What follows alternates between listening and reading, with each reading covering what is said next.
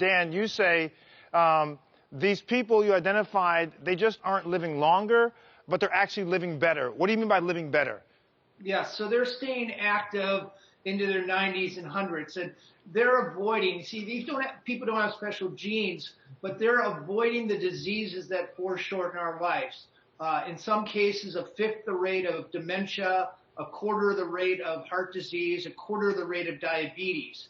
And what I think most Americans don't realize is you don't have to get most of these diseases. If you have an average set of genes, you can avoid most of these diseases by doing the right things earlier. Part of it is eating a whole plant-based diet, but then there's these other sort of softer drivers that we're finding even have a bigger impact on how we live than what we eat or our exercise. What are these softer drivers? This is very important. All right, so this will shock you. So if you're getting the right amount of exercise, about 90 minutes a day, every day, you're lowering your chance of dying in any given year by about 33%. But if you're in a committed, healthy relationship, so in other words, if you really love your spouse and your spouse loves you back, that lowers your chance of dying by 50%.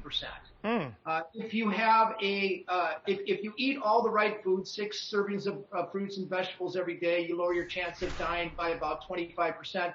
But if you have the right social network, people who care about you on a bad day, you're lowering your chances by 40%. And marketers don't tell us this. Marketers wrap things up to try to sell us, but it turns out that the right friends, the right spouse, and a sense of purpose add up to more years of life expectancy than most of the stuff you see in ads or on the internet. Drew, you did your residency in a blue zone, right? Well, I did. In Loma Linda University, after general surgery, I did my head and neck surgery residency, and that was part of that Loma Linda experience for me in the Adventist health system, that, you know, they emphasize social interaction within their group, volunteering, helping other people, being spiritual. It doesn't necessarily have to be prayer, but dealing with all of these things just helps you, giving you an inner peace. And you know, it's a great counteraction to that stress that we have all have out there. We know that stress is a killer.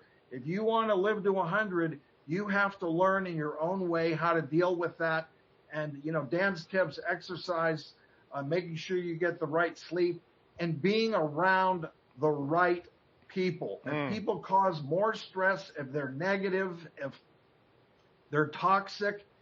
And you're right, Dr. Ian, we don't talk to our patients about this. We need to start that dialogue now.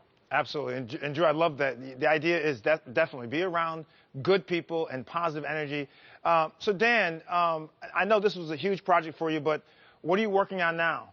Well, we've actually teamed up with the Adventist health system, and we have a team that goes into entire cities and changes their environment, so we set people up for success. And we worked in places like Fort Worth, where we've seen a 6% drop in obesity, and the beach cities of Los Angeles, where we have a 15% drop of obesity. So if you're overweight and unhealthy in this country, it's probably not your fault. It's probably your environment's fault. And the way to address it is not trying to change your behavior, change your surroundings.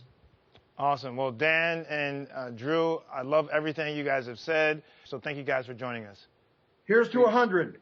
That's right. Thanos. That's right. All right, guys. Well, if you want to live to 100, or you want to learn about it and learn about the book, it's called Blue Zone's Kitchen: 100 Recipes to Live to 100.